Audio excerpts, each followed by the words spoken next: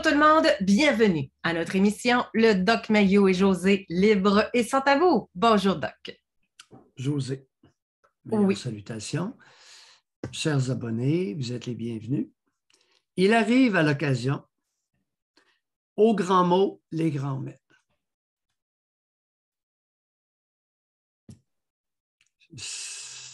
Il arrive qu'on n'ait pas le choix. Ce matin, pour ceux qui ont assisté au 9h30, là, vous savez de quoi je parle. Aux grands mots, les grands remèdes.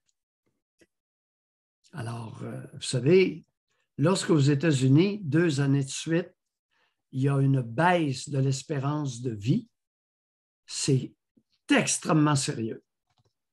Deuxièmement, on a maintenant l'explication claire, nette et précise de la diminution de l'espérance de vie aux États-Unis. C'est-à-dire qu'il y a des maladies qui ont vaincu la médecine et la médecine ne viendra pas à bout de ces facteurs-là. Oubliez ça. La médecine a perdu dans la course à l'augmentation de l'espérance de vie. Et il y a un mot, la graisse. La médecine a perdu contre la graisse.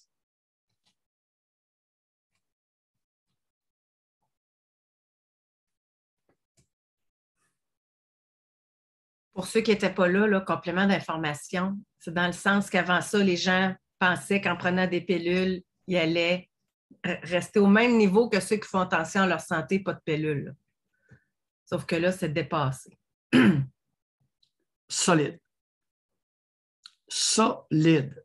Là, lorsqu'on est rendu à démontrer que la graisse est la cause de plusieurs cancers, aïe aïe, les pays pauvres, les truands, les arriérés ont moins de cancers, beaucoup moins de cancers que les Américains. On a un problème, Houston. Houston, la Lune, puis Mars, là, on a un problème. Parce qu'on mange trop, on a plus de cancers que les miséreux. José! Moi, je vais le faire tantôt, oui. Possiblement. Là. Oui. Mais je vais le faire là maintenant. En passant, quelqu'un l'a ajouté au niveau de l'alcool aussi. C'est en train de changer les découvertes scientifiques qui sortent. Là. Avant ça, c'était 15 consommations pour hommes par une semaine. C'était 10 pour les femmes. Puis là, ils disent que c'est 2 pour les hommes et pour les femmes. 2 par semaine, là, du lundi au dimanche. Là. Okay? Parce que ça cause plusieurs cancers, l'alcool, semblerait-il. Pensez-vous vraiment que la SAQ vont faire faillite? Je ne pense pas. Petite question rapide avant qu'on commence à prendre des appels, OK? Juste dans le chat, là. Ceux qui ont un surplus de poids, sachant que vous pouvez perdre 2 ans de vie, si vous restez tel quel, allez-vous faire un changement au niveau de vos habitudes de vie? Allez vouloir perdre du poids? Faites juste oui, non, oui, non, oui, non. Juste ça pour le fun. Juste ça. OK? Est-ce que, en passant, j'ai une nouvelle cohorte, ma vie keto, qui est au CEPOR bientôt. Mais en tout cas, mais est-ce que, puis le plus honnête possible, allez-vous changer vos habitudes alimentaires? On est dans le manger, là. C'est pour 2 ans de vie. C'est partagé. OK. On a quand même plusieurs oui. OK. Vous partez ça quand? À partir de quand que vous allez commencer vos changements dans vos habitudes alimentaires? Lundi prochain, 1er janvier, à votre fête? Alors, pas compliqué. La graisse se nourrit de glucides. Les glucides, c'est la farine blanche, le riz blanc et le sucre. Pas compliqué. On va simplifier ça parce que moi, j'ai appris ça avec mes patients. On ne peut pas arriver. Je les envoyais chez les nutritionnistes. Aïe, aïe, aïe. Est-ce que tu savais qu'en les envoyant chez les nutritionnistes, j'en ai jamais eu un qui a perdu une livre?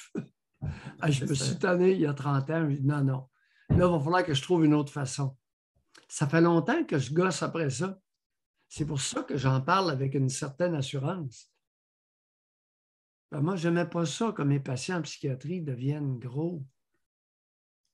Je n'aimais pas ça. Puis graduellement, ben là, c'est le diabète type 2 qui s'est mis de la partie chez beaucoup de mes patients. J'ai tout vécu ça. Et là, je disais, on va trouver la façon. Puis c'est eux autres, c'est les patients. Toi, tu es arrivé avec des connaissances scientifiques. Moi, je suis arrivé avec les propos de mes patients. Qu'est-ce que vous mangez qui vous fait prendre du poids? Fait que là, c'est là que j'ai croisé des affaires. Les toasts le matin, 8 toasts le matin. Les amis, je n'exagère pas. 8 toasts beurrés avec des cossins. Là. 6, 8, du monde qui ne travaille pas. Aïe aïe! 8 sucres dans un café, ça c'est mon record. Celle-là, j'avais trouvé bonne. Ça m'a pris 2 ans avant de le trouver, le 8 sucres dans le café. La personne avait une alimentation, pas une diète, une alimentation exceptionnelle. Ça m'a pris 2 ans. Hey, je me suis, à chaque fois qu'elle venait me voir, j'ai dit, ça se peut pas. Puis à un moment donné, elle m'a regardé. Elle a dit, je mets 8 sucres dans mes 3 cafés.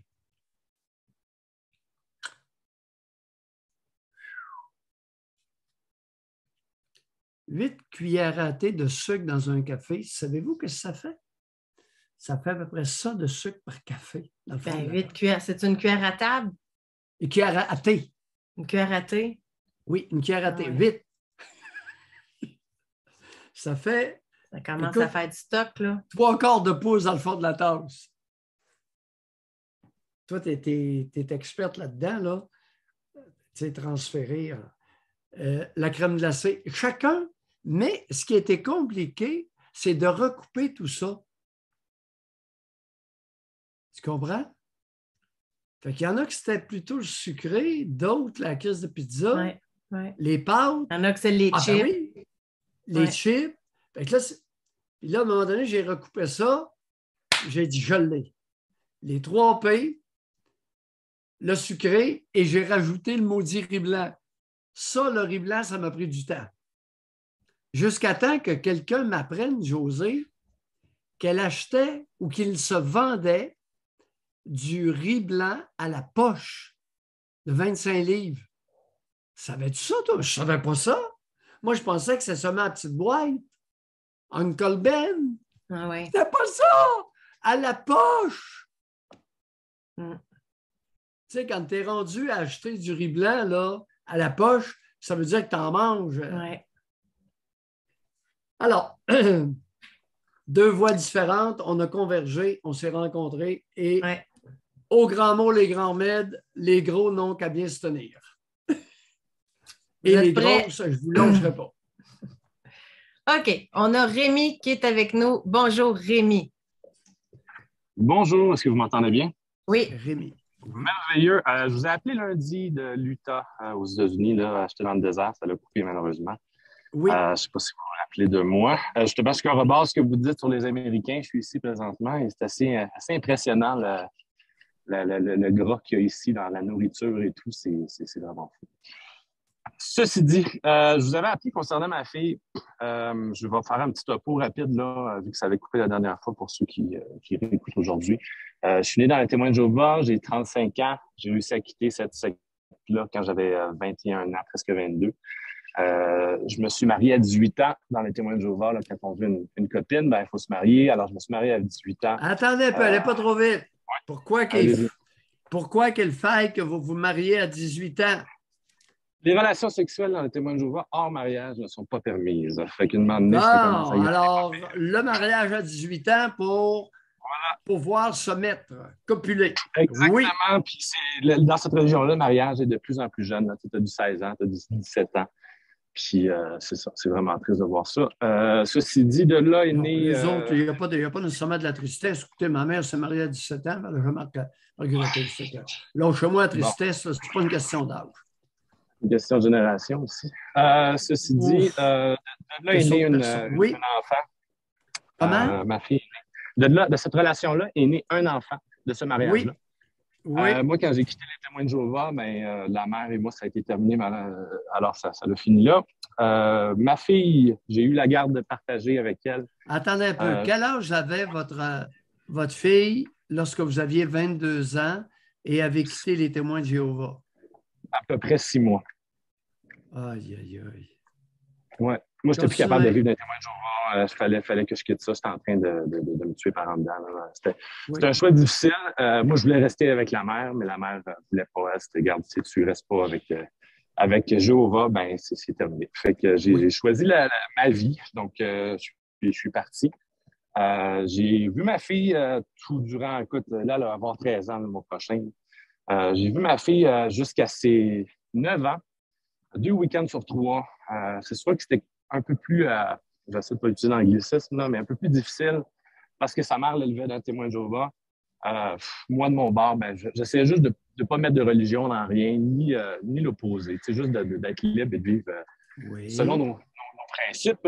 À 9 ans, quand ma fille a eu 9 ans à peu près, sa mère m'a envoyé un texto disant que je ne reverrais plus ma fille là, jusqu'à temps que je mette de l'ordre dans ma vie et que je redevienne Témoin de Jéhovah. Donc, le temps que j'aille chercher mes droits à la cour et tout, que je fasse respecter mes droits, ça a pris 9 mois. Donc, j'ai été 9 mois sans voir ma fille. J'ai revu ma fille par la suite, ça a été super bien. Les 3 dernières années sont passées plutôt bien jusqu'à environ, je vous dirais, 6 mois. Beaucoup d'aliénation parentale, je vous dirais. Non, attendez un peu là. Wow, le brillant.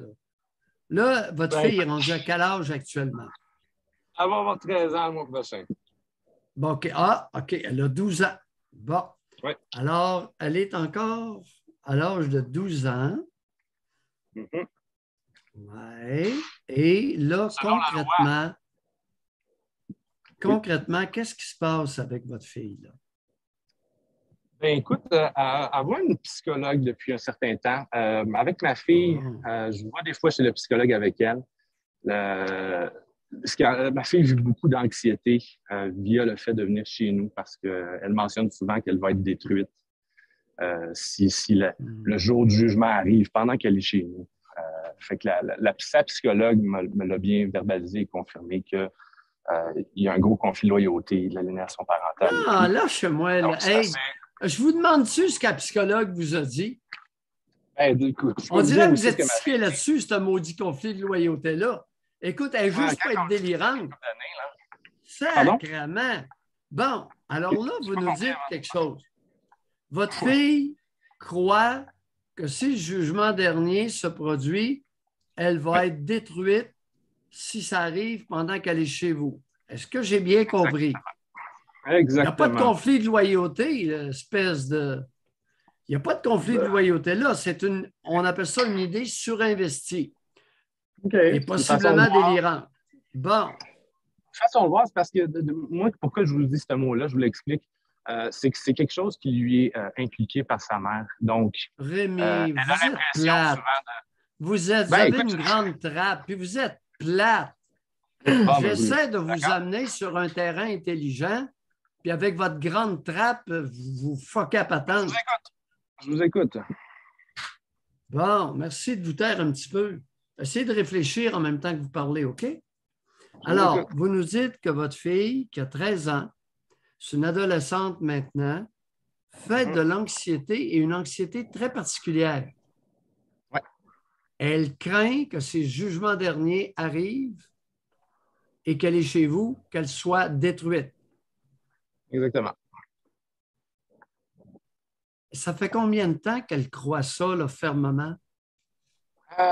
Les premières fois qu'elle me l'a dit, verbalisé, c'était autour des 4 à 5 ans, je vous dirais. Par la suite, elle a changé de discours un peu. C'était plutôt dans le fait qu'elle ne pouvait pas rentrer chez nous, vu qu'il y avait un sapin de Noël ou qu'il y avait une citrouille à l'extérieur. Puis, tu sais, j'ai toujours respecté ses craintes, si on veut. Là. Je ne la forçais pas à fêter Noël, je ne faisais pas de cadeaux de Noël, parce que je sais qu'eux autres c'est pas des craintes. Regardez, allez pas trop vite. Là. Ce ne sont pas des craintes chez les Témoins de Jéhovah. Ce sont des croyances et des rituels. Des croyances. Bon, voilà, c'est bien dit. C'est croyances. Alors, derrière l'abstention du sapin de Noël, de la citrouille et des anniversaires de naissance, qu'est-ce qu'il y a? des croyances. Oui, mais pourquoi pas de sapin de Noël, pas de citrouille, pas Ça, d'Halloween? La théologie des témoins de Jéhovah, je peux vous en parler longtemps, les idéologies qu'ils ont, eux autres, là-dedans. C'est qu'ils ne font pas Résumé. partie Hey, du monde. maudit. Eux autres, elles ne font pas partie Maudit. du monde. Eux Pardon? autres ne font pas partie du monde. Les témoins de Jéhovah se considèrent comme s'ils ne faisaient pas partie du monde, un peu comme Oui. Jésus à l'époque, qui Mais était pourquoi différent des autres. s'abstenir des anniversaires, des fêtes, sapin de Noël, Halloween, etc.? Pourquoi Les fêtes, précisément? ils vont vous dire que c'est des fêtes, comme Noël, puis tout ça, l'Halloween, c'est du paganisme. Hein. Bon. C'est les païens qui fêtaient Merci. ça. Merci d'avoir répondu à la question. Pour eux, ce sont des fêtes païennes. Ouais. OK. Bon. Un enfant, c'est pas ça. Elle ne sait pas les raisons. Si tu lui demandes pourquoi que tu ne veux pas fêter ta fête, pourquoi tu ne fêtes pas Noël, Halloween, elle va dire, ben maman a dit que c'est pas correct. Puis après ça va être lié à Dieu. Donc, elle ne sait pas. Un enfant de 5 ans, elle n'a pas la connaissance. Bon, là, elle est rendue à 13 ans, puis elle est encore dans le même état d'esprit. Ouais, Oui. elle va avoir 13 ans dans un mois. Puis c'est ça, et médicamentée aussi. Qu'est-ce qu'elle prend comme médicament?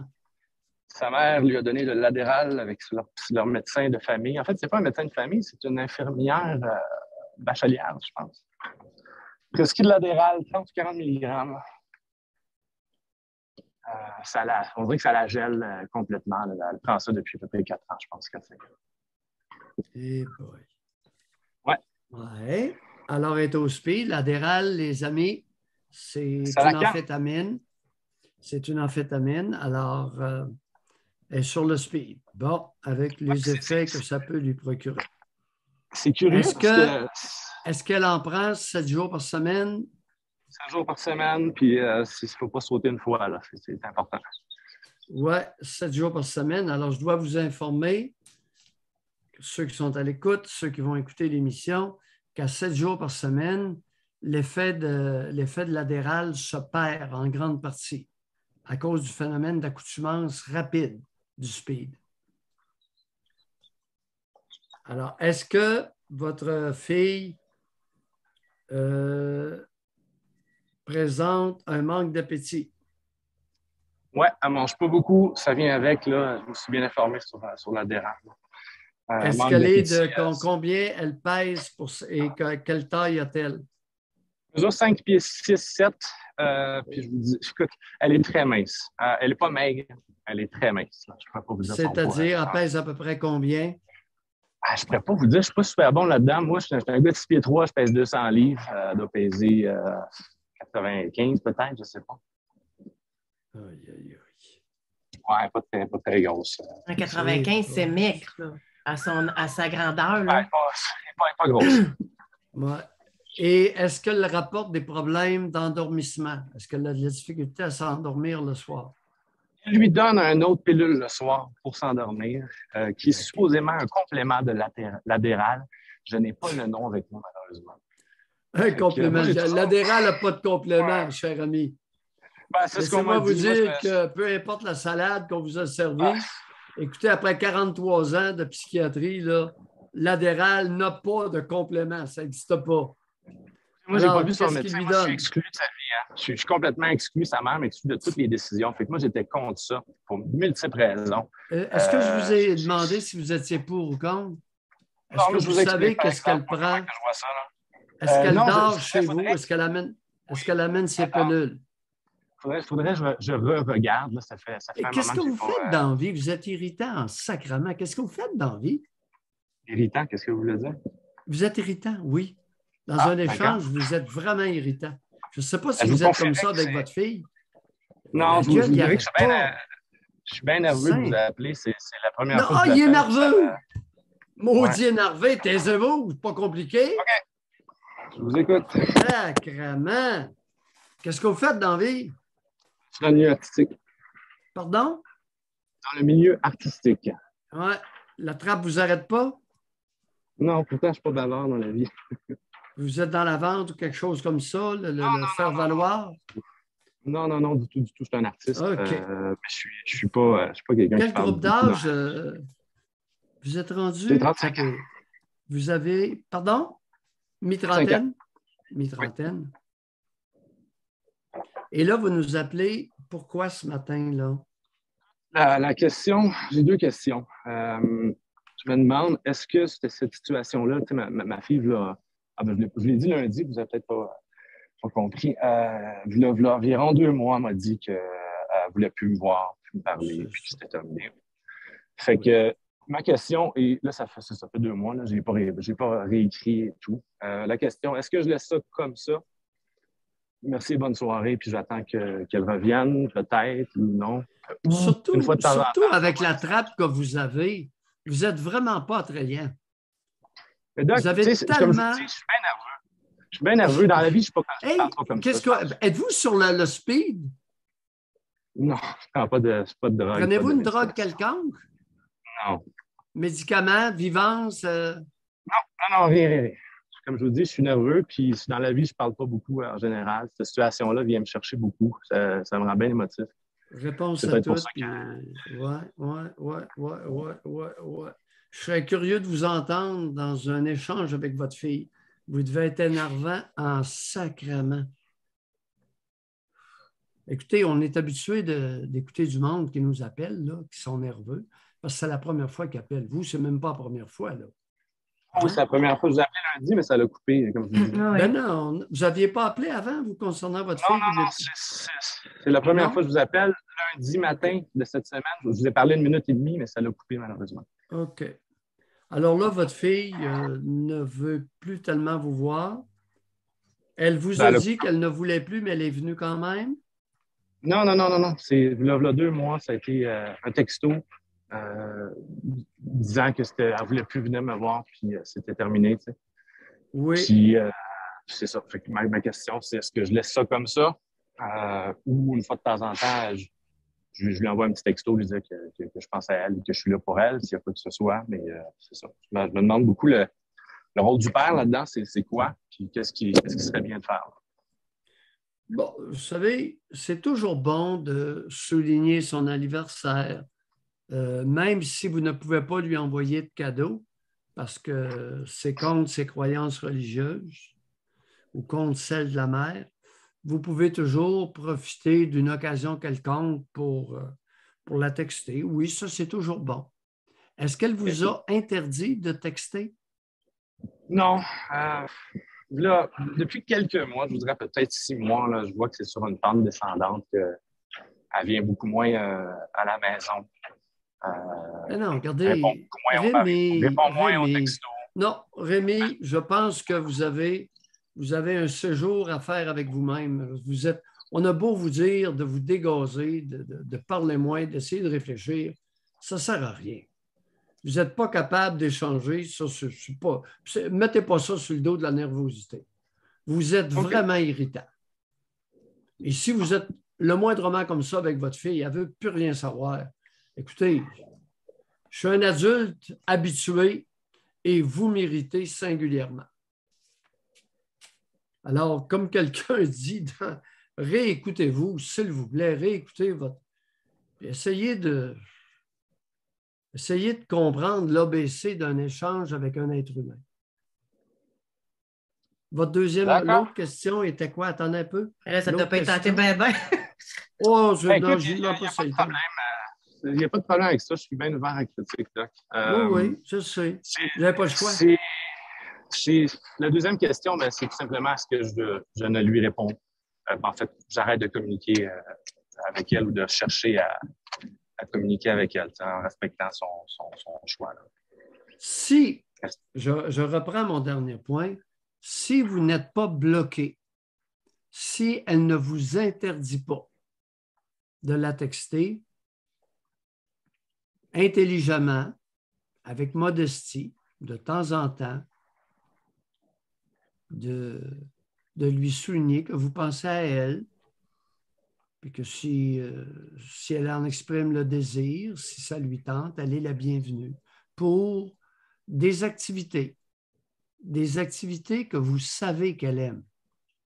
Est-ce que vous m'avez bien compris là-dessus? Très bien compris. Merci. Bye. Bon, merci beaucoup de vos conseils. Au revoir.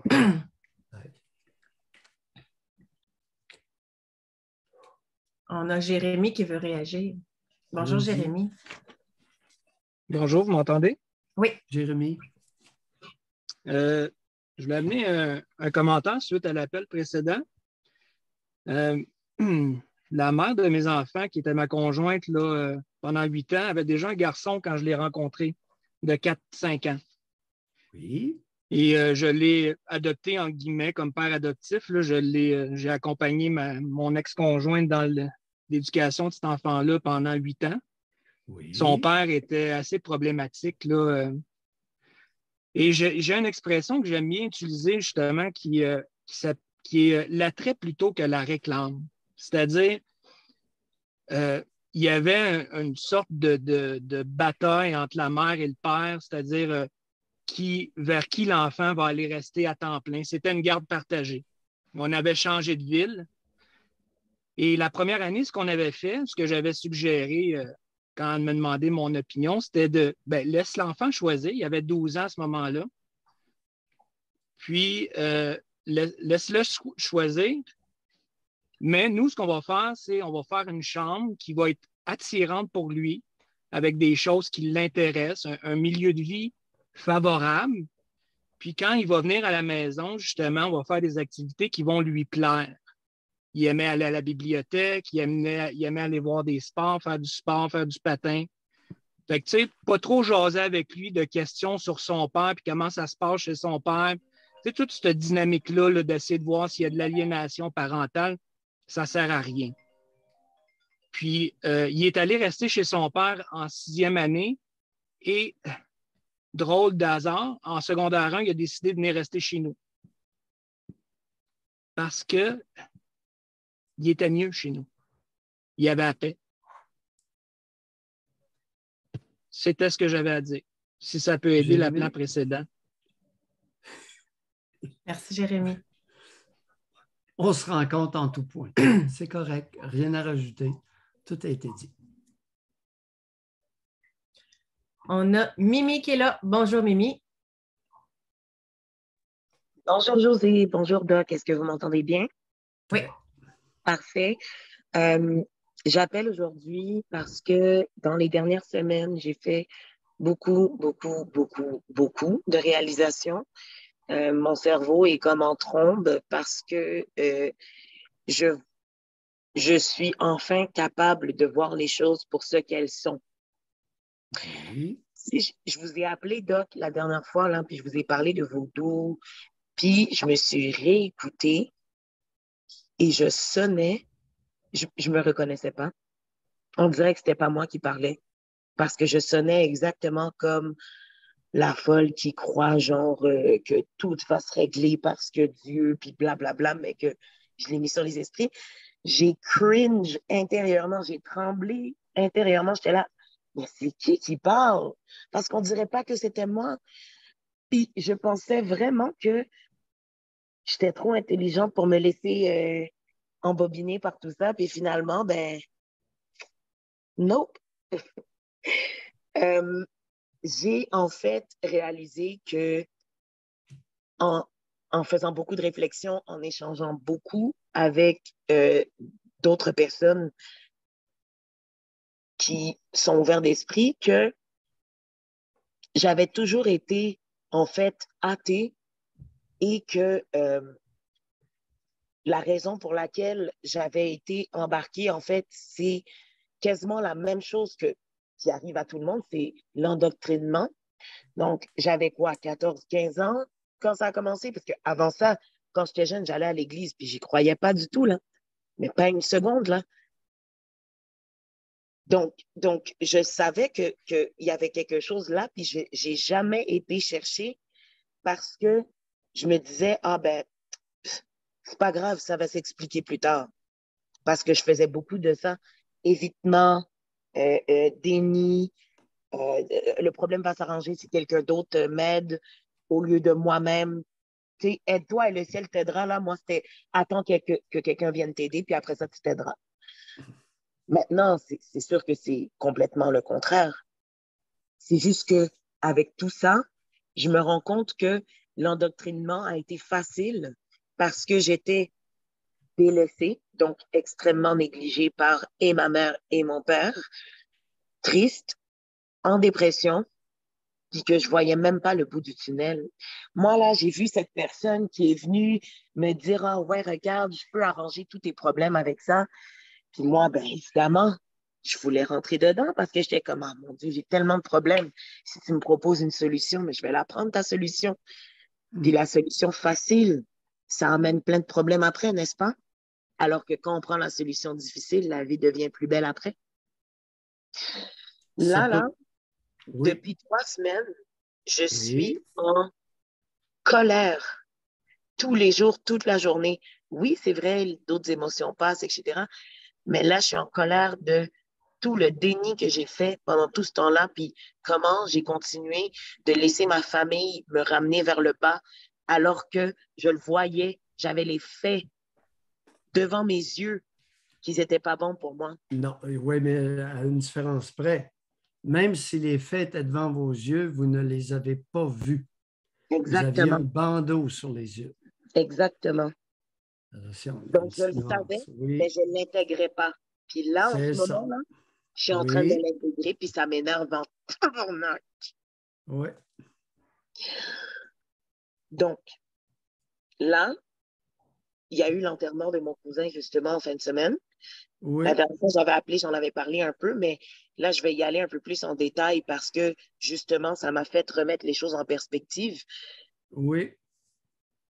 J'ai, j'ai respecté, en fait, ce que je voulais faire, ce qui était de ne pas aller à l'église et de ne pas aller au cimetière. Et dans le respect de moi-même, dans ce que je voulais faire, je me suis quand même fait persécuter. Puis ça, là, ça a été la goutte d'eau qui a fait déborder le vase. Tu sais, tantôt, je me suis réveillée, j'ai vu un texte de ma cousine, une de mes cousines, qui me dit, je sais que je suis fatigante là, mais appelle-moi à midi. Parce que ça fait 3 jours d'affilée qu'elle m'appelle, puis que ça fait 3 jours d'affilée que je lui dis, je veux la calice de paix. Sauf, vous savez quoi, Doc? Je ne l'appellerai pas. Parce que je t'ai dit que je ne voulais pas parler à personne. Puis tu ne me respectes même pas dans le fait que je ne veux pas parler à personne. Mimi, pour bénéfice des auditeurs, à Oui, l'église, il y avait combien de personnes et au c'était une cimetière? église, c'était une église de 2000 places et il y avait plus que 2000 personnes. Cimetière, presque la même Pourquoi chose. pensez-vous que j'ai posé la question? Pour savoir c'était quoi le piège que j'allais pouvoir Non, tomber non, mais dedans. il y a quelque chose de culturel, là. C'est que je suis allé à Montréal plusieurs fois Oui, et sur la rue Sherbrooke, il y a un centre funéraire. oui, Et je voyais sortir des groupes de Noirs de là, j'en revenais pas. oui, c'est ça. Hey, vous êtes, En fait, vous êtes, vous Doc, êtes férus celui sur de, Sherbrooke, là, vous êtes férus de mort, vous autres? en effet, Doc, celui sur Sherbrooke, c'est là que mon cousin est enterré. Ah ouais. Mais Puis c'est-tu c'est juste sur proche de les chez moi. morts ou moi, quand, tu sais, exemple, là, en tout cas, quand je vais à l'extérieur, là, puis que bon, même en Floride, là, les églises sont pleines, pleines, pleines. Là. Oui, en Tu sais, effet. puis la communauté, différentes communautés, là, hey, tu sais, quand on dit habillé en dimanche, là, Oui, c'est vraiment ça, là, les beaux petits kits du chapeau aux souliers, c'est incroyable. Là. oui. Alors, votre cousin meurt, puis il se ramasse 2000 noirs. Combien il y avait de blancs sur le 2000? Ben, il y en avait quand même là. Mon cousin, il y avait des amis de toutes les À nationalités, peu arabes, près, oui, oui, québécois, à peu latinos. près. Combien de Je pourrais pas non-noirs? vous dire, Doc, j'étais pas là. C'est ça que Ah, OK, c'est c'est ça le but, vrai. j'étais pas là. Je suis pas allée justement parce que Mais je vous savais, savez que ouais, l'église était pleine, puis ça débordait. c'est ça. Voilà. Une église de 2000 places assises. Simonac, méchant chaud quand un noir décède. Ben, en fait, Doc, c'est parce que mon cousin Racontez-nous était ça. impliqué dans la communauté. Comment? Mon cousin était impliqué dans la communauté. Ben là, écoutez, Puis je ne sa connais même mère pas le aussi. premier ministre. Là. Puis la femme de M. Legault a été la voir, justement, ma tante. Ouais, Aïe, aïe, aïe, aïe, ouais. aïe. J'aurais pas de commentaire là-dessus, José. Oui, donc je On vais le est en, dire là, Mimi, on très est fort en là. C'était période quoi la La électorale. réaction? femme de Sister Kisser a été voir ma tante. Je sais pas, faudrait que j'appelle ma tante pour lui demander. Non, non, non, non. Écoutez, bon. Rien de trop beau pour la classe agricole en temps d'élection. Ça fait que là, votre cousine vous tire les oreilles. Ben, en fait, c'est même pas juste ma cousine, c'est toute ma famille. Puis je me rends Oui. compte que même si c'est juste ma Mais cousine, ils là, sont combien me tire. dans cette gang-là? Doc, honnêtement, là, ma mère a 5 sœurs, donc c'est 6 tantes à la tête de tout. Là-dedans, on était 14, on est rendu 13 parce que mon cousin est décédé. Dans Ouais. les 13, la première qui a eu des enfants, elle en a 5. Le deuxième, il y en a 2, puis il y en a une qui en a un. Fait qu'on est beaucoup, Doc. OK. Puis ça s'arrête. Ça, c'est juste dans les sœurs de ma mère. Mais, Oui. là, on va commencer à parler de contraception et Ouf, de contrôle Doc, des vous naissances. savez quoi? Vous savez quoi, Doc? Lâchez-vous un peu là-dessus. Oh mon Dieu, ma cousine qui a Non, les non, 5 Pierre, enfants. mon Oh Pierre, oui, j'aime c'est ça. vrai. Oh mon Pierre. Oh ma nature. Ma cousine qui a 5 enfants, Doc. Vous pensez qu'on lui a dit quoi après le premier? Écoutez, avant la première, elle a eu 3 fausses couches. On était comme, OK, c'est triste, etc. Nanana. La première, elle arrive prématurée, elle avait un jumeau. Le jumeau est décédé à 4 jours parce qu'il y avait un trou dans l'estomac. OK, on s'en remet, on passe à autre chose. Elle naît, elle est en santé, elle a 6 ans aujourd'hui. C'est ma filleule. Demandez-moi même pas comment ça se fait que c'est ma filleule. Je sais pas parce que j'ai même pas de relation vraiment avec ma cousine, mais je suis la filleule de sa première fille. Bref. Là, après ça, la deuxième est arrivée 1 an et Non, non, 13 jours après. Mimi, on veut pas voir le détail. La contraception chez les Noirs à Montréal, ça a l'air de Oh, quoi? mais c'est quasi mort, Doc. Ma cousine a 5 enfants, elle a dit qu'elle voulait arrêter après 2. Puis on faisait des paris à chaque année après combien de temps elle allait retomber enceinte. Parce qu'on lui disait, va te fucking mettre un stérilet, fais quelque chose. Vasectomie, non, parce que pour les hommes noirs, la vasectomie, là, oh mon Dieu, hein, oh mon Bon, Pierre, attendez un oh peu, mon on Pierre. va avancer tranquillement. Alors là, vous Non, nous je m'en dites, occupe pas bien. parce qu'on veut vous connaître, Oui, alors vous nous dites que la vasectomie pour les hommes noirs, c'est quasi inexistant. C'est comme leur arracher leur tête, là. OK, quasi inexistant. On va Maintenant, proposer, la si vous contraception voulez, chez les femmes noires à Montréal, les Haïtiennes en particulier, quelle est l'attitude générale la plus prévalente concernant la contraception chez les femmes haïtiennes à Montréal? Doc, donnez-moi un instant, je vais vous répondre comme il faut. Et écoutez bien le son que je vais faire. Ça, c'est chipper. Chipper, normalement, là, ça veut dire qu'on met ça de côté puis on fait comme si ça n'existe pas. C'est ça, la contraception chez les femmes noires ici. Attendez un peu, je n'ai pas compris. Chippé. On met de... Oui, chipper. Vous savez, on fait Oui. un son avec notre bouche qui veut tout dire, en fait. Puis on appelle ça chipper. Et quand on chip, ça veut dire qu'on met quelque chose de côté pour ne pas y porter attention. Oui. Donc, c'est ça, l'équivalent de chipper, là, c'est ça la contraception pour les femmes noires à Montréal. Mettre de côté, font comme si ça n'existe pas. On n'arrête pas de Attendez un leur peu, parler, là. Attendez un peu. Ils ne se Oui. protègent pas. Ils ne se protègent pas, Doc. C'est ça qu'on dit. Ma cousine, elle a 5 enfants, elle en voulait 2. Est-ce qu'elles sont contre les contraceptifs, la C'est pas parce qu'elles sont contraception? contre, c'est pas parce qu'elles sont contre, c'est qu'elles vont juste pas aller le chercher. Il y a rien qui se parle à la maison. Chez un Haïtien, là, c'est les 3 L. L'école, l'église, la caille. La caille, ça veut dire la maison. Le sexe, là, c'est pas avant que tu sois marié. Puis même là encore, là, tu peux pas dormir dans le même lit que ton copain. Voyons donc, vous n'êtes pas mariés, voyons. Hey! Hey! Avez-vous déjà vu un seul homme noir respecter cet interdit de copulation avant mariage? Non. Sauf ceux qui sont endoctrinés à l'église depuis qu'ils sont jeunes. Ouais. Aïe, aïe, aïe. De quoi, Doc? Really? S'ils ne font pas dans le vagin, ils vont le faire dans le cul. Comme, non, c'est J'ai vrai, compris. les hommes noirs n'aiment pas vraiment la... Non. Oh, bref, whatever. Ah non, attendez un peu. Vous alliez dire que les hommes noirs n'aiment T'aimes pas la pas. sodomie? Ben, c'est pas une préférence, là. OK, mais Non, mais là-dessus, ils ne sont pas originales parce que les hommes blancs, pénétration dans l'anus, ce n'est pas tous les hommes blancs qui sont amateurs de ça non plus, comment on va le dire. Non, vraiment pas. Non, non, non, non. Ça, là-dessus, là, écoutez, les hommes noirs, vous n'êtes pas originaux. Puis, Le Canadien français, puis attendez, parce que là, j'ai vu quelque chose qui oui. dit, ah, c'est pas dans toutes les familles, blablabla. Oui, c'est dans toutes les familles.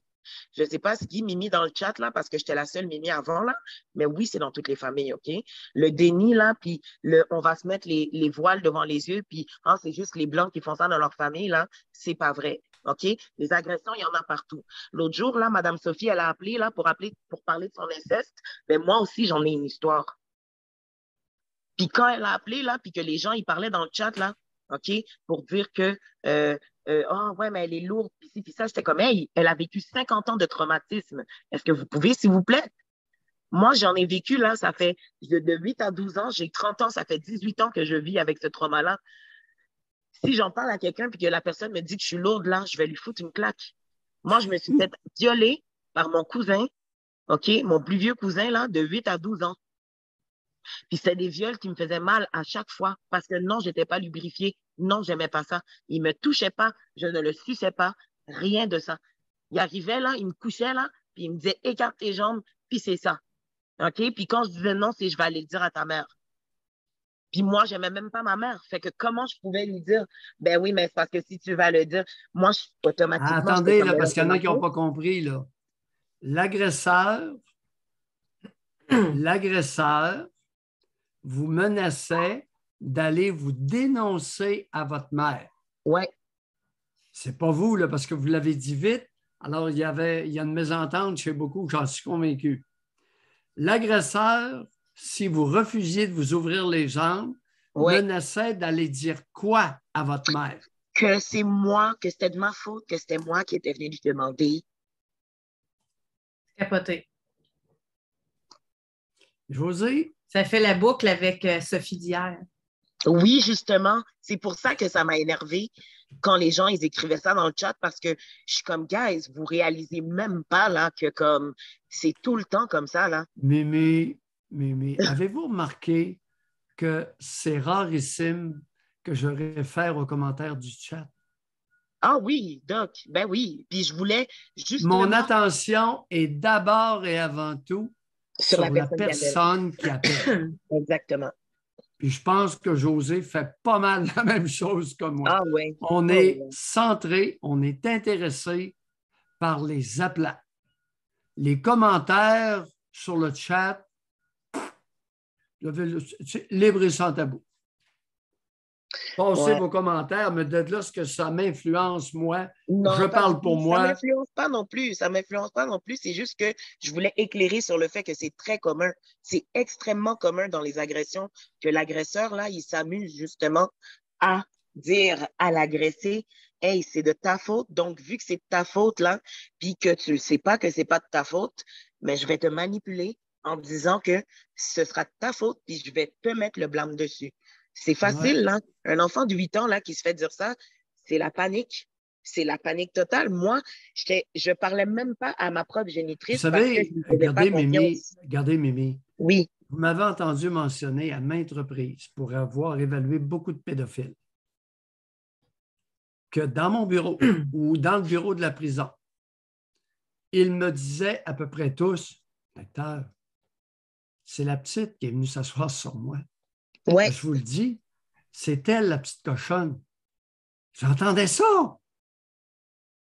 oui. Pensez-vous que je suis surpris lorsque vous me dites ça? Non. Je voulais que ce J'ai soit bien été, clair. j'ai été aussi molestée, Doc, par le père de ma cousine dans les mêmes périodes parce qu'on habitait dans un Molesté bloc que je par disais, on père. habitait en haut. Attendez un peu. Le père de votre cousine, Le c'était père le d'une de mes frère. cousines. Oui, Non, c'était non, non, non, non, c'est pas relié à la parenté. le C'est, beau-frère voilà, du côté paternel ou maternel. mère maternelle. Donc, C'était un le, beau-frère de votre mère. c'est ça exactement.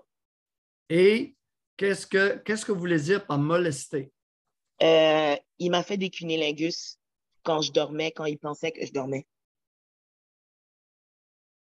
Ça, ce n'est pas molester, c'est agresser sexuellement. Agressé sexuellement, puis il venait se coucher derrière moi, puis il me collait avec la queue dure dans mon dos. Aïe, aïe, aïe. Entre quel âge et quel âge, Mimi? Dans les mêmes environs, parce que j'habitais dans le même bloc qu'eux, fait que je me faisais violer. 8 à 12? Ouais. Ben non, lui, c'était moins longtemps parce qu'il était plus vieux, il y avait moins d'accès parce que mon cousin, on était enfants, fait que tout le temps. Mais lui, non. OK. Mimi? Oui. Merci d'avoir appelé. Merci. Merci. On continue tranquillement de se découvrir l'un et l'autre. En effet. Bye. Merci, bonne journée. Bye. Merci. On a Sophie qui veut réagir. Bonjour, Sophie.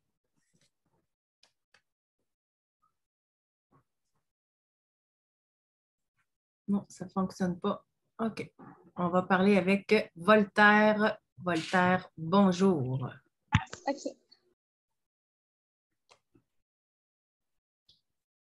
OK. Là, je pense que ça avait fonctionné pour Sophie. Si Sophie voulait relever la main. Ensuite, on va parler à Voltaire. OK. Oui, Sophie. Allô? Oui. Madame Sophie. Oui, je pense que j'avais accroché le bouton désactiver le micro au lieu de l'activer, pardon. Il y en a qui se demandent pourquoi est-ce qu'on ne va pas parler quand on est agressé. Moi, comme Mimi, j'ai vécu... moi, c'était des attouchements du fils de ma belle-mère puis de mon géniteur. Oui. Mais pas d'agression, il n'y a pas eu pénétration ou cunnilingus ou autre. Puis, j'ai vécu, il y a 3 ans, des agressions d'un ex. Puis, vous avez déjà demandé dans le passé pourquoi je n'avais pas mordu la queue quand il me forçait à faire des fellations. Puis, tu sais, quand le fils de ma belle-mère, là, il se collait après moi, puis qu'il me frottait contre moi, puis que je criais, puis que je me débattais, puis que je le frappais, puis que je me défendais, que j'osais me défendre, j'étais punie. J'ai pas le réflexe de me défendre. Puis je pense que ça vient de là en partie. Je suis comme, c'est moi qui va subir une conséquence. Après, c'est même pas lui. Si je mords la queue là, d'un gars qui me force, là, si je mords la queue, je vais aller en prison alors que lui m'a agressé. Qui vous a dit ça, que vous allez Ouais, ça vient la d'où, queue ça? de quelqu'un qui vous agresse à aller en prison? Ben... Pensez-vous que le gars va appeler la police et dire « Hey, elle m'a mordu la queue sévère pendant que je l'agressais? » Pensez-vous ça? Il y en a qui ont ce culot-là. Ben, écoutez, je pense que la policière va leur tourner comme une crêpe. Ben, j'espère, mais... Ben oui, ben oui. Ben oui. Puis, en fait, la première... Maintenant, c'est pas pareil que si une femme est furieuse après un homme, pogne un couteau puis il coupe la queue. Ça, ouais. Loretta Bobbitt aux États-Unis, puis là, elle sauve, elle jette le morceau de pénis dans le fossé. C'est pas avec la bouche, là. C'est avec un couteau. Pas pareil. Ben, mais je comprends. J'ai dit Loretta, c'est peut-être Lorena, là. Je connais pas son nom. C'était Bobbitt, son nom de famille. OK. Ah, ça fait longtemps, ça fait 30 ans de ça. OK.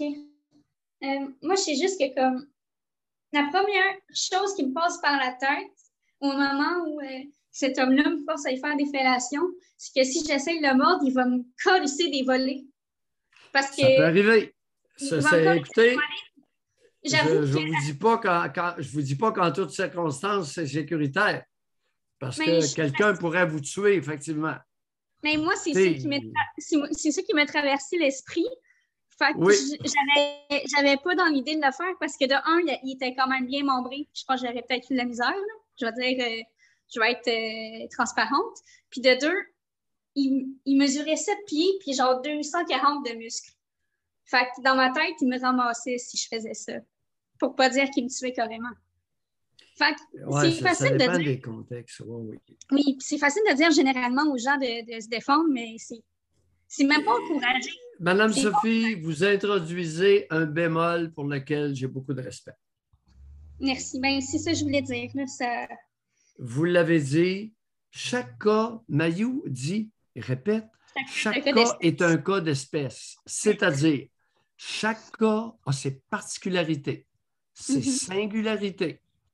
Et vous ne pouvez pas arriver avec une solution pour tous. Non. Moi, je serais peut-être morte si j'avais fait ça. Fait que, Mais ce que je comprends, Doc, quand vous posez cette question-là, qui peut paraître très raide, là, c'est aussi de faire réfléchir la personne à savoir, le voulait-elle vraiment le mordre? Plus dans l'intention. est-ce que je peux Ouais. parler de ça ou? Oui, allez-y. OK. Moi, c'était de force au point où il m'ouvrait la bouche avec ses mains. Et je mordillais ses doigts, il me l'enfonçait pareil. Donc, dans mon cas, personnellement, oui. J'avais vraiment pas envie, puis je le mordais, puis j'essayais de le pousser. Ça marchait pas. Puis à un moment donné, je me dis, Non. regarde, ça va prendre 30 secondes, mais au moins, je serai plus en danger. Je me sentirai plus en danger. Là, je parle pour moi, là, je parle pas pour les autres femmes.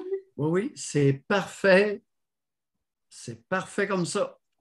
Je sais que ça se Vous, peut. ça a là. été une expérience très particulière où vous avez craint pour votre vie. Est-ce Ouais. qu'il y avait un lien quelconque avec l'homme? Si oui, quel était ce lien? C'était une genre de fréquentation. Puis quand moi, j'ai voulu juste qu'on soit amis, là, il y a eu commencé à avoir des agressions forcées. OK, c'était pas un membre de la famille, c'était pas Non, pas lui. Puis il y avait du harcèlement aussi. ni un ami Puis, de la famille. ouais. Puis là, j'attends de savoir combien de temps il va faire de prison parce que plaidoyer de culpabilité. Fait que Il a plaidé c'est ça. coupable à quoi, Mme Sophie? Ben, sur plusieurs agressions, à seulement 2 agressions. Mais au Québec, anyway, c'est pas accumulatif, là. C'est pas cumulatif pour les peines, je crois. Fait qu'il a plaidé coupable à 2 agressions sexuelles. Puis Sur à combien du de personnes? Ben, Plusieurs chefs sur une ou? c'est juste mon cas à moi. Je suis pas au courant OK. des autres, mais je sais qu'il y en a eu d'autres. OK. Mais Vous, je vous êtes suis au pas- courant du vote. Alors, plusieurs chefs d'accusation auxquels il a plaidé coupable sur vous. Oui, dont 2 agressions sexuelles, puis du harcèlement sur une période de plusieurs mois téléphoniques, ainsi de se déplacer chez moi. Puis son avocat, il a voulu dealer parce qu'il a dit c'était pas dans notre intérêt d'aller en cours parce qu'elle avait trop de preuves. Parce que j'avais cumulé des preuves à la tonne. J'avais tout enregistré ces messages, puis c'est tough à faire parce que pour enregistrer ces messages, il fallait que je les écoute, puis je les enregistre sur mon ordinateur. Mais je suis fière de l'avoir fait. OK. Parce que sinon, peut-être que je l'aurais pas. Effectivement, c'est une pression énorme sur beaucoup d'accusés de plaider coupable. Voilà. Lorsque la preuve est lourde et convaincante, il y a beaucoup d'accusés qui plaident coupables. Voilà. Alors oui, mesdames, quand vous êtes harcelés, n'importe quoi, enregistrement des preuves. Même si c'est dur à faire. Parce que... Oui. Ouais, J'en c'est ça. profite pour dire que ceci, ça m'est soumis régulièrement, José et Mme Sophie. Oui, mais on n'a pas le droit d'enregistrer quelqu'un. Ce n'est pas une question de droit si vous êtes de la conversation. Oui, Toute conversation à laquelle j'assiste, je peux l'enregistrer, en autant que je fais partie de la conversation. Deuxièmement, elle ne sera pas nécessairement admissible en cours. Mais le fait de l'avoir a un effet convaincant hors du commun. Il y a des juges maintenant qui acceptent des enregistrements en cours comme preuve contre quelqu'un. Ben, il y a un des enregistrements où, si je peux rajouter un détail, vous me permettez? Oui. Il y a un des enregistrements où, avant même que je porte plainte, il s'est ramassé dans un poste de police, puis il pensait que c'était moi qui avais porté plainte. Puis il m'a laissé un message en me disant, tu sais, si j'ai eu des ajustements par rapport à toi, si je t'ai fait peur, si j'ai fait de quoi de mal, on peut arranger ça entre nous. j'aimerais ça que tu reviennes sur ta plainte alors que je n'avais pas encore porté plainte. Donc, c'est un peu comme un aveu qu'il a fait. Puis je pense que cet aveu-là aurait pu être retenu en cours. Peut-être pas les autres, mais cet aveu-là. Madame Sophie, vous êtes allumée. Merci. Bonne journée Merci à de vous. votre contribution. On s'instruit ensemble, on s'informe, on s'instruit, on partage de l'information. On n'est jamais trop informé. Je suis en train de lire sur l'admissibilité là, des enregistrements en cours. Il y a certaines exceptions quand même. Mhm. Oui. C'est le juge qui décide s'il y a un enregistrement après un voir-dire, c'est-à-dire après l'avoir entendu. C'est qu'il y a une différence. Quand l'enregistrement, vous aviez raison là-dessus, les circonstances pouvant mener à l'enregistrement d'une conversation, il faut distinguer deux situations lorsque l'enregistrement est fait à la connaissance d'au moins un des participants à la conversation. Et l'autre circonstance, c'est quand c'est fait à l'insu de toutes les parties. C'est comme si moi, je vous enregistre en train de parler avec quelqu'un d'autre et que les deux, vous n'êtes pas au courant. Là, il y a problématique, mais s'il y en a un des deux qui fait partie de la conversation, ça peut être admissible. Oui. OK, on a Voltaire. Bonjour.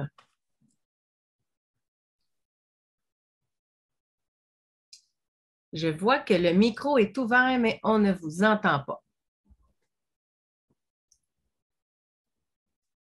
Okay. Voltaire est allé prendre son Beauvril. Donc, peut-être vous réessayez plus tard en regardant vos connexions. OK, on va parler avec Marielle. Bonjour. Marielle, vous pouvez ouvrir le micro. Le micro ne s'ouvre pas. On va parler avec Gilles. Gilles, bonjour.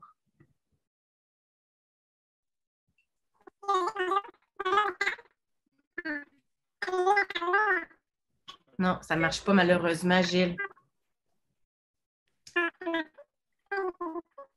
Le son, on ne vous entend pas en tout. Vous aussi, peut-être, regardez les connexions. Bon, Voltaire a relevé la main. On va voir, peut-être que là, ça va fonctionner. 1, 2, 3, test. Non, la fonction du micro est ouverte, mais on n'entend pas. OK. On va parler avec Anonyme. Anonyme, bonjour.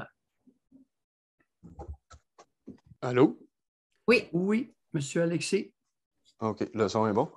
Oui. Oh. Parfait.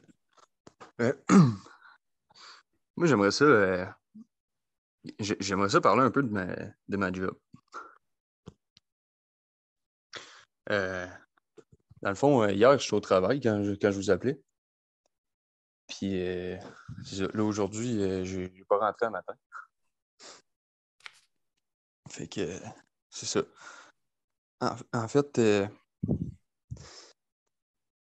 j'arrive pas à avoir un équilibre de vie. Puis,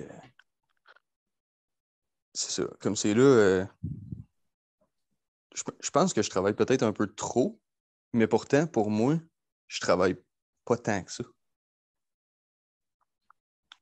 Puis,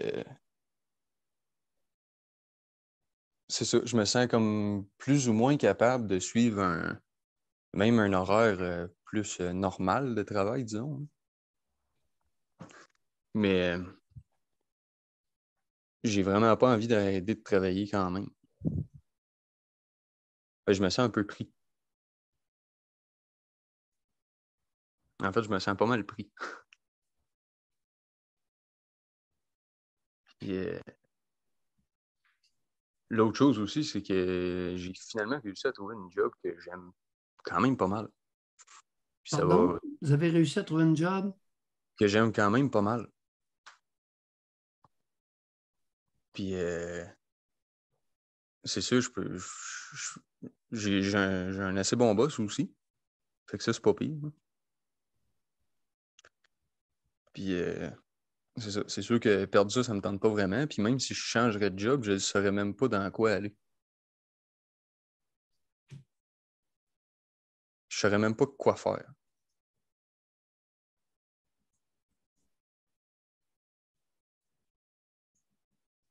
Fait que, là, il y a le fait que j'aime bien ma job, j'aime bien mon boss. C'est pas mal la première fois que ça va bien comme ça avec un boss. C'est pas mal la première fois que j'ai une job qui me fait pas chier puis que je suis fier de faire. Tu sais, je suis content de dire que c'est ça ma job. Fait que ça me stresse gros aussi si je changerais de job de pas retrouver ça ailleurs.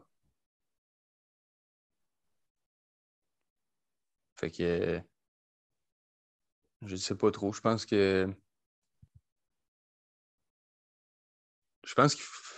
faudrait peut-être que je change de job pareil parce que je pense pas que je suis vraiment capable je pense pas que je suis vraiment capable de faire cette job-là avec qu'est-ce que ça prend pour la faire. Là. Tu sais, ça prend gros des heures puis ce genre de choses-là. Là. Fait que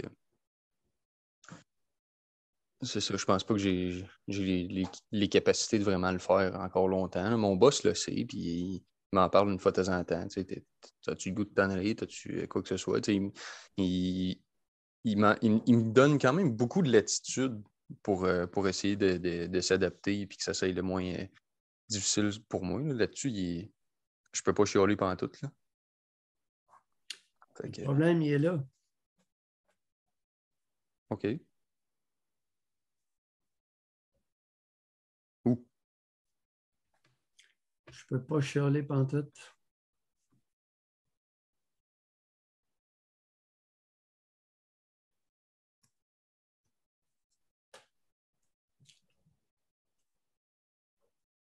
Et vous n'êtes pas le seul dans ce bateau-là.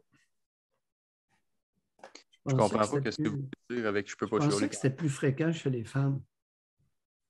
Mais ça existe aussi. Forcé de constater que ça existe. Vous êtes dans quel groupe d'âge, M. Alexis? J'ai 26. Oui, mi-vingtaine.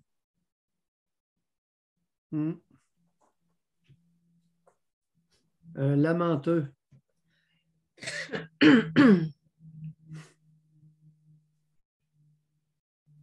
Puis là, il n'est pas rentré à matin parce que aucune raison de se lamenter. Ça va mal.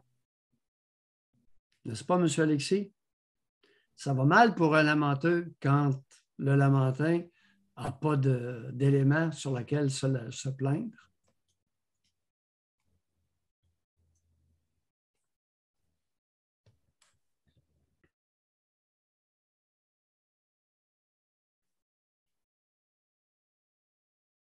Ça va mal en maudit. Je peux pas chialer pantoute. J'ai aucune raison. Bien reçu, compréhension, latitude, all dress. Je peux pas chialer pantoute. Ça va mal le matin. Il rentre pas travailler puis il nous appelle. J'ai rien chialé.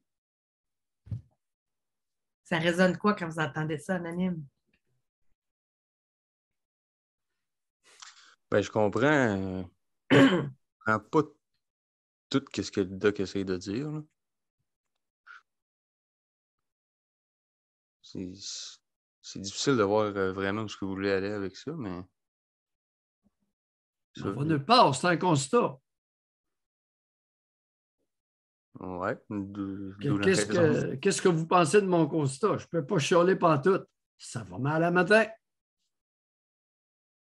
Un lamenteux qui n'a pas de raison de se lamenter. Ça va mal. Habituellement, c'est les blanchons qui sont dans cet état-là. Un petit vieux, une petite vieille. Hey, la journée va être longue, on n'a rien à se lamenter aujourd'hui.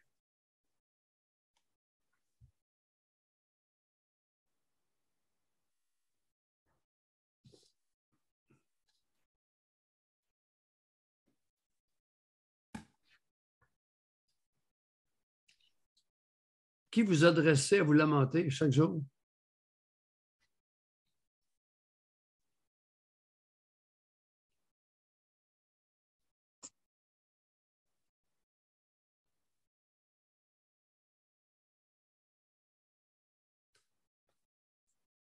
Sûrement.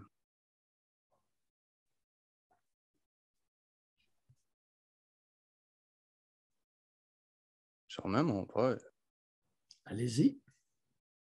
Non, c'est pas, je vous l'ai dit, c'est pas l'apanage des femmes. Habituellement, c'est l'apanage des vieux. Ben, Alors, sûrement votre père. Racontez. il n'était pas souvent là, mais quand il était là, il se plaignait constamment de tout Ouais. ce qui ne marchait pas à la maison, à la job, avec nous Ouais. autres, ses enfants. Un esti de lamenteux. Paresseux? Paresseux chez Bart? Non, pas en tout. Non? Non. Non? Vraiment. Ambitieux? Non. Qu'est-ce qu'il faisait dans la vie? Il était propriétaire de compagnie. Compagnie de quoi? Dans quel domaine? Dans le bois, là.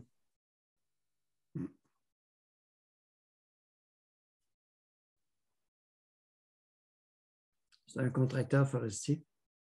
Non, pas forestier, mais dans le domaine du bois quand même. OK.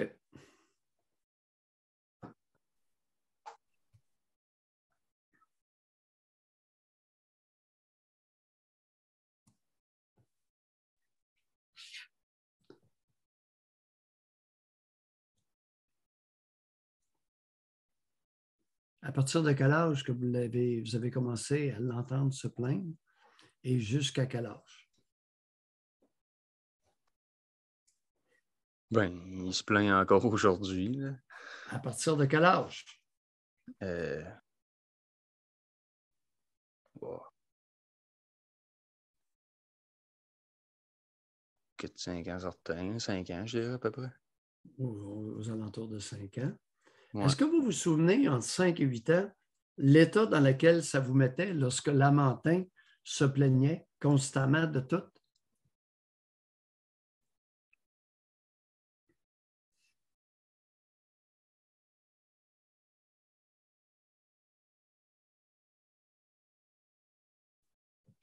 Ben, je me sentais mal pour lui, puis je me sentais gros coupable. Ça, je sais que ma mère, elle m'a gros encouragé à comme essayer de comme le prendre en charge, vu que souvent j'allais travailler avec. Là, tu sais, là. Elle m'a gros. Elle et tout a gros nourri ça, la culpabilité face à mon père. Là. Oh, on y arrive tranquillement. Alors, ma mère m'envoyait enjoliver la vie quotidienne de l'énergumène. À partir de quel âge qu'elle a fait ça? Ben, commencer à travailler avec plus ou moins ça, là, 5-6 ans. Là. Ben non, voyons, un peu sérieux. Oui, je vous l'avais déjà raconté. Je m'en allais, je commençais à l'aider. Ma première job d'été, j'avais 9 ans. Là, fait que la première vraie Non, job. pas 5 ans. 9 ans, ça se peut. OK. Et qu'est-ce que vous faisiez pour l'aider à 9 ans? Ben, je travaillais plus trop avec lui là, à cet âge-là. J'étais plus avec son père à lui. Là. Mais quand j'étais avec lui, souvent, là, c'était les petites affaires autour. Là. Mon père est en train de faire une job. Là, passe-moi des outils, passe-moi telle affaire, va me chercher ça, va passer de la pipi. Oui. Sinon, ben, tu sais, il fallait que je ramasse autour. Tout, Oui. tout pour y mettre la vie facile, disons. Là, tu sais, je faisais rien d'intéressant. Là.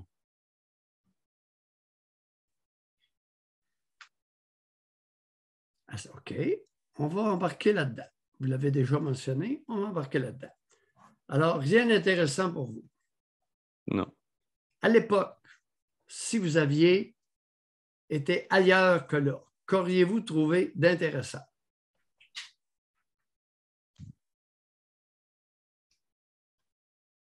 J'aurais sûrement été jouer avec mes amis au lieu de travailler. C'est souvent ça que j'avais. Est-ce que vous en aviez? J'en avais quelques-uns, oui. Et à quel genre de jeu vous vous livriez? Bien, souvent, on allait faire du 4 roues ensemble. On allait à la pêche à la rivière, tu sais. On allait dans le bois, on se bâtissait des cabanes. partait après des chevreuils. Là, on pognait des traces dans le bois, puis on se mettait à suivre ça, toutes sortes de cossins de même. Là, OK. Avec combien d'amis, à peu près, en moyenne? ouais, à cet âge-là, je devais en avoir 5-6 à peu près, le maximum. Pas Tant que même ça. un peu plus que ça. Ben, c'est beaucoup. C'est beaucoup. Fait que vous étiez un groupe de petits garçons, puis... Et vous nous avez dit que c'est votre mère qui vous envoyait avec lui. Ouais. Ben, si je n'étais pas avec lui, elle était là, ah, t'as pas été travailler avec ton père. Non. Ben là, ça te tentait pas? Là, il est en train de faire ça, là. Je suis sûr qu'il serait content, là, tu pourrais l'aider, là.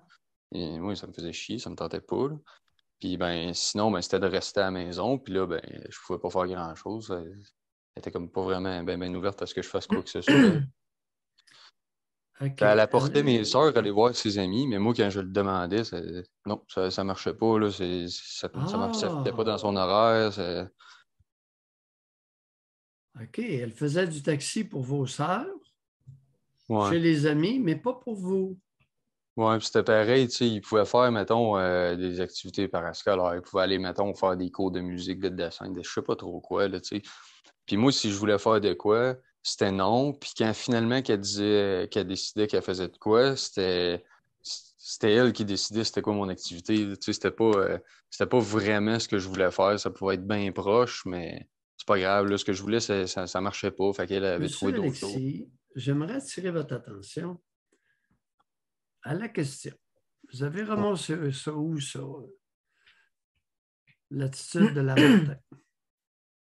Vous avez répondu avec assurance, sûrement mon père. Pas avec assurance. Avec assurance. Ben, sûrement mon père, là, c'est un ton. Disons que le propos est assuré. Oui. Sûrement mon père qui se plaignait constamment. Est-ce que c'est bien ce que vous avez dit? Je l'ai écrit. Oui, c'est ça que j'ai Si dit. vous en rappelez pas, je vous le rappelle, je l'ai écrit. Ah non, je n'y ai Et rien. là, on est en train de parler de la bonne femme qui décide à peu près tout pour vous. Jusqu'à quel âge la bonne femme décidait de vous isoler socialement et de vous forcer à accompagner le bonhomme? En quelque part autour de 14 ans, je pense, ça leur Jusqu'à 14 ans. Ouais. Est-ce qu'il est possible que votre mère craignait, avait des craintes par rapport à son conjoint, à votre père? Exemple sur ses allées et venues. Possiblement des arrêts en se rendant au travail ou en revenant. Ah ben oui, c'est sûr que oui.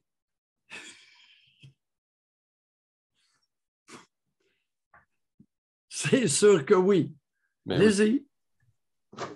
C'est quoi Ben, cette affaire-là? avec les années, puis le temps que j'ai écouté vos émissions, j'ai bien compris que vu qu'il donnait pas de sexe, il renait avec des maîtresses, fait qu'après ça, c'était à moi de me fermer la gueule, là, tu sais. Là. Parce que moi, je l'ai pogné une couple de fois, là, puis là, fallait que je me ferme la gueule là-dessus. Là. José, C'était avantageux de me fermer la gueule, par exemple, là. Ça me donnait une coupe d'affaires puis du lousse de plus. la maudite crosseuse vous envoyait, et c'est pas la première fois, José, qu'il y a du monde, des mères et des pères qui utilisent un des enfants comme chaperon pour être sûr que l'autre ne va pas se mettre avec quelqu'un d'autre. Ça ne m'étonne même pas. Sauf que quand il a compris que je me fermais la gueule juste carrément sur tout, ben là, il arrêtait de se cacher tant que ça, là, tu sais. Alors, racontez-nous, c'était quoi l'affaire quand il se rendait au travail ou en revenant? Il arrêtait de se mettre un peu? Ouais, ben là, le soir, là, il y avait des affaires à faire, là, tu sais. Puis c'est vrai, par exemple, qu'il fallait souvent qu'il parte, ça allait voir du monde, tu sais. Puis ça fitait bien. C'était bien, bien crédible. Oui, oui, oui. Fait que là, ben là, souvent, tu sais, le soir, là, quand la shop fermait, là, c'était le temps de s'occuper d'autres affaires, tu sais. Fait que là, m'a amené, Chris, il m'amenait jamais, ça ne l'intéressait jamais, tu sais. Mais là, moi, je pense qu'il m'amenait parce que ça rendait ça encore plus crédible. Fait que là, il me droppait en quelque part. Hey, ouais, ici, va faire si tu veux, amuse-toi, là, je reviens dans 1h30. OK. Là, c'est ça, là, à un moment donné, c'est ça, c'est arrivé. J'étais plus vieux un peu, là. J'étais...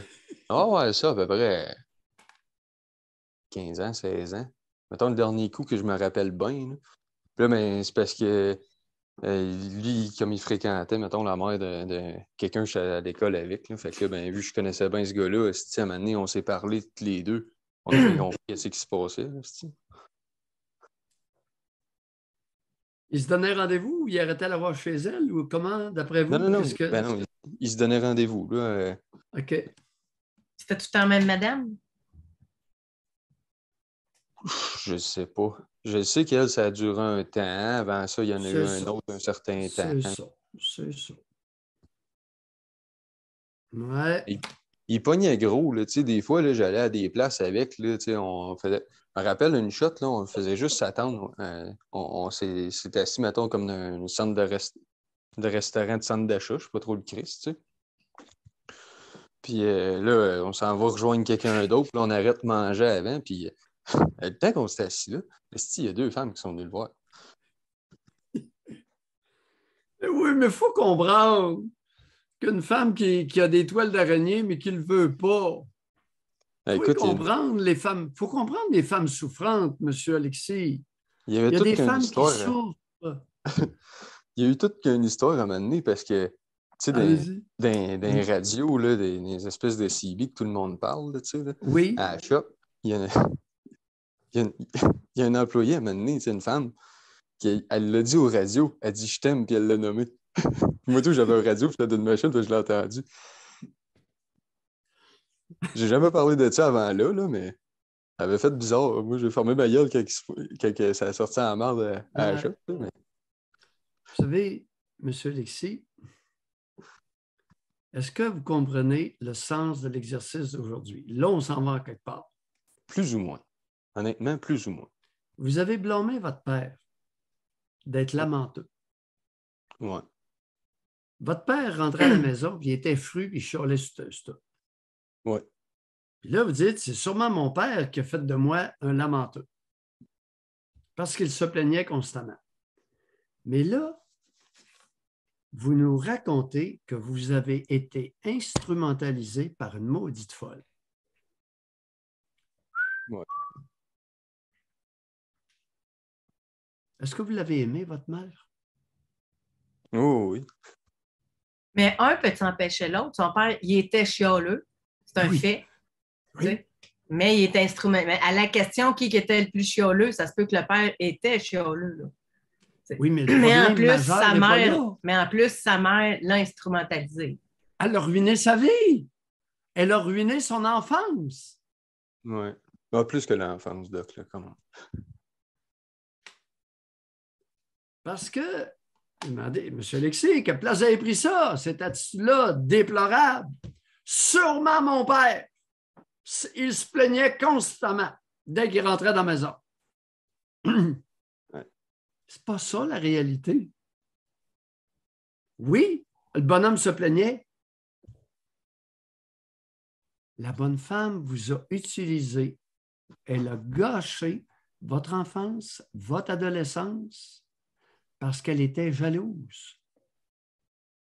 C'est sale en tabarnouche, ça. Ouais, profondément jalouse, encore aujourd'hui. Est-ce qu'elle est encore avec ou ça en a un autre?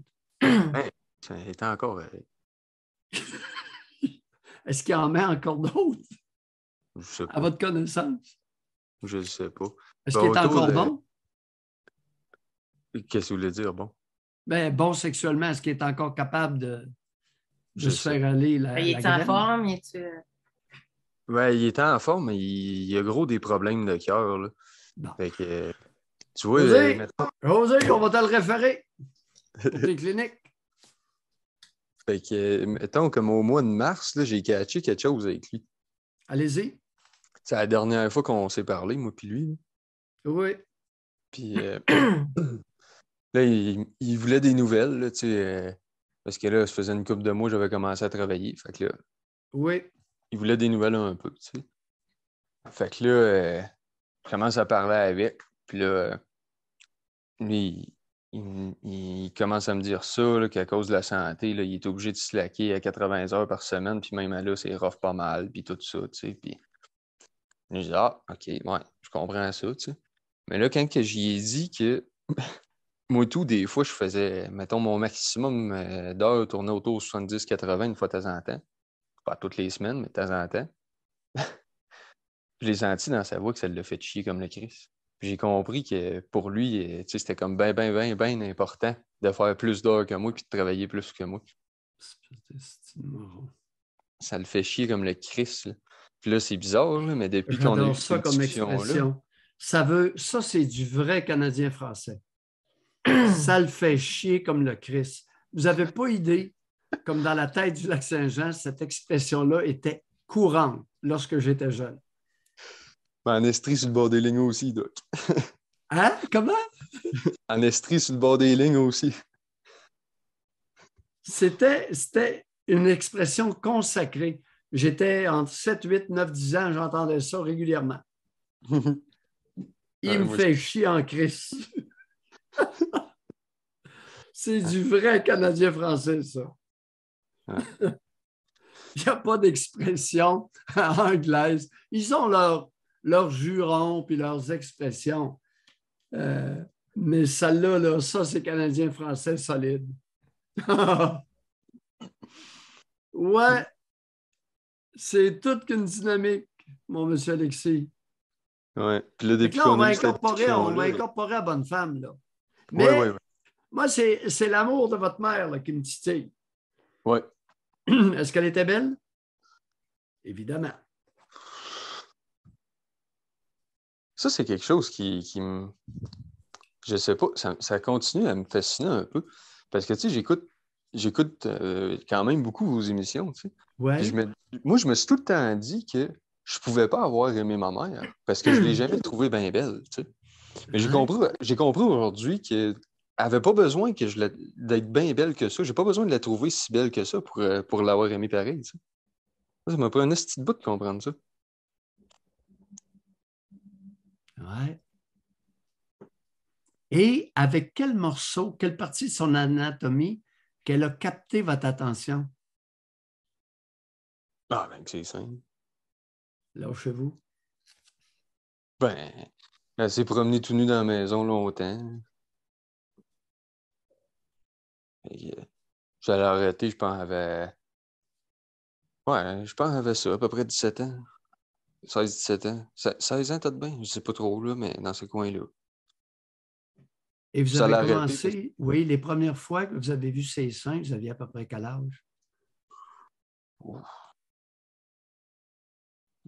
J'étais jeune en esti, là. Chris. J'aime beaucoup vous entendre sacrer, M. Alexis. Ouais. J'essaie de ne pas trop sacrer, là, parce que dans la vie... dans votre cas, n'ayez pas peur d'exagérer pendant un bout de temps. D'accord? Continuez. Ouais. Continuez, allez-y. Mais je ne sais pas trop. Sans farce, je pense pas que... Bon, le plus jeune que vous étiez, où vous conservez une image mentale des seins de votre mère, à peu près, situez-nous là, à peu près quel âge que vous avez une image mentale conservée des seins de votre mère? Je ne sais pas j'ai quel âge exactement, mais je dois avoir 3, 4, 5 ans, dans ce coin-là, à peu près. OK. Mettons 4-5 ans, oui. Ouais. Et quelle image de ces seins perdure de cet âge-là? Pas 17 ans, là. Ouais, ben... Comprenez bien ma question? Oui. Non, Parce qu'il y a au moins 12 ans, il y a une décennie entre les deux, là. Allez-y. Ouais. Lâchez-vous. C'est ça, là. Moi, j'étais dans la salle de bain, puis je sais pas trop qu'est-ce que je faisais. Je pense que je sortais du bain, je sais pas quoi. Et, c'est ça, elle a juste décidé de rentrer dans la salle de bain flambant nue, tu sais. Mais le moment où qu'elle arrive dans la porte, c'est ça que j'ai comme image, tu sais. Oui. Et qu'est-ce que vous avez comme image? Décrivez-la. Ah, ben, il n'y a pas grand-chose de spécial dans l'image. Monsieur Alexis, je ne vous demande demande pas ce qu'il y avait de spécial. Qu'est-ce que vous avez conservé? Qu'est-ce que vous êtes capable de vous rappeler? Qu'est-ce que vous voyez encore de cette scène-là? Juste ça. Ah, mais c'est sûr que le point central de l'image, c'est ses seins. Là.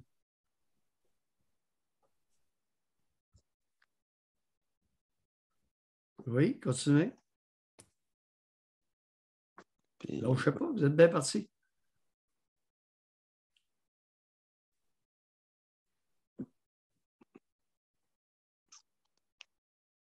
je sais pas trop quoi dire d'autre. Là, tu sais, c'est ma mère qui est debout, mettons, à peu près 10 avis de corde de porte. Là, puis,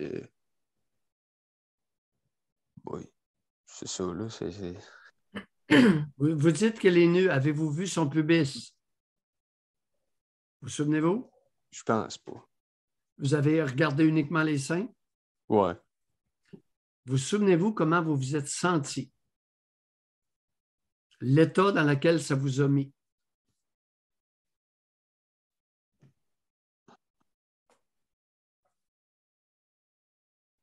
Un mélange entre oh, c'est Oui. beau, puis un malaise. C'était pas mal ça. Oh, c'est beau, un malaise. Ouais. Un mélange. Ouais. Ouais.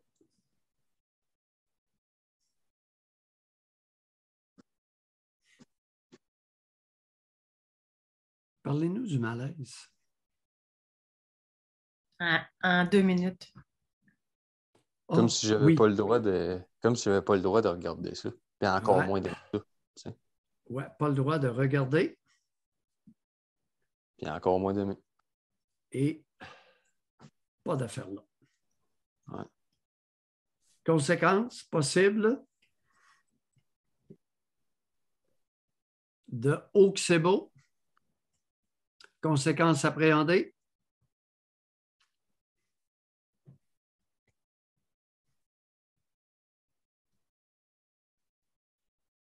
C'est une question? Oui. Ah, OK. Ben.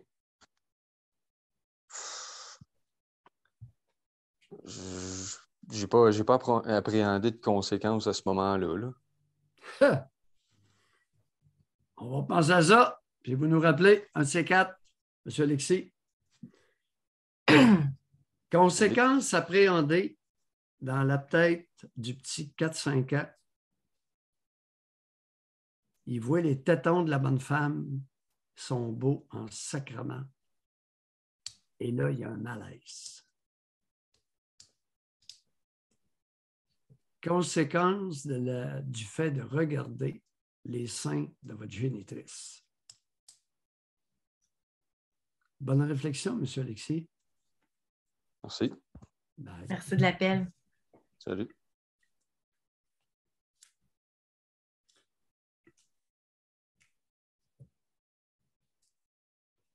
Il arrive que l'histoire que quelqu'un se raconte concernant son passé ne soit pas tout à fait ce qui s'est passé. Fréquent, 2 fois comme le dirait passé, quelqu'un que je connais. et sans redondance.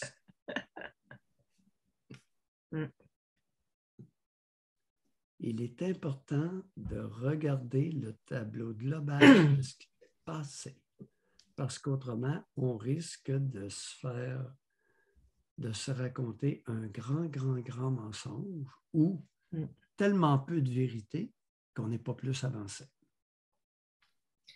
Alors, Merci Doc, beaucoup. nous disons au Les revoir auditeurs. et à tantôt parce que vous allez être dans le retour de Choix Radio X avec nous tantôt dans l'émission. Oui, madame. Et c'est vrai, je vais complètement, j'étais pour dire à demain. Non.